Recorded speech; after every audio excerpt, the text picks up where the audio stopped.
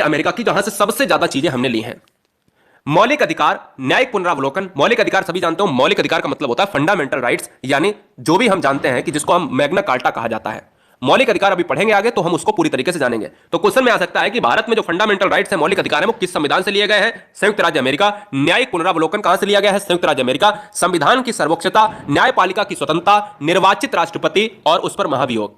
याद रखिएगा, राष्ट्रपति का जो निर्वाचन प्रक्रिया है और अनुच्छेद 61 में जो महाभियोग उस पर हम लगाते हैं ना, वो भी हम पढ़ेंगे आगे। ये भी कहां से लिया गया है? ये भी यूएसए से लिया गया है, अमेरिका से। न्यायाधीश को हटाने की विधि और वित्तीय आपात, ये भी संयुक्त राज्य अमेरिका से लिया गया है।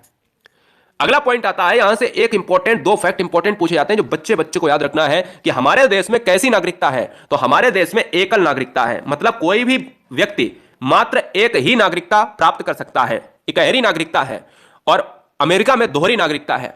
वहां पर कैसी? वहां पर देश की भी नागरिकता होती है और राज्य की भी होती है, लेकिन भारत में देश और राज्य को अलग अलग नहीं बांटा गया है और यह कहा गया है कि हर व्यक्ति को जो भारत में रहने वाला है उसको एक नागरिकता मानी जाएगी। ठीक है ना? तो क्वेश्चन में अगर पूछा जाए कि दोहरी नागरिकता किस देश की है, तो संयुक्त राज्य अमेरिका की, और इकहरी नागरिकता किस देश की है, तो भारत की है।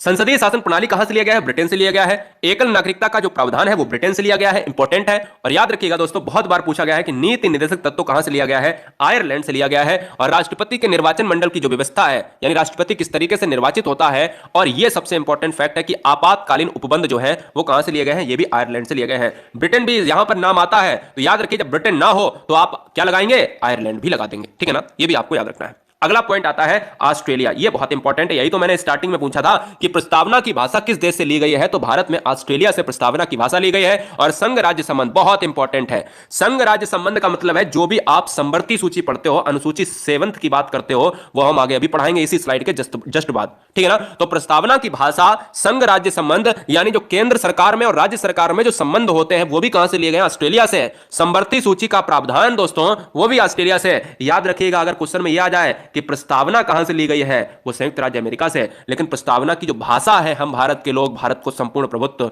है ना, तो ये लिया गया है ऑस्ट्रेलिया से। ये भी आपको याद रखना है, यही तो मैंने पूछा था आपसे।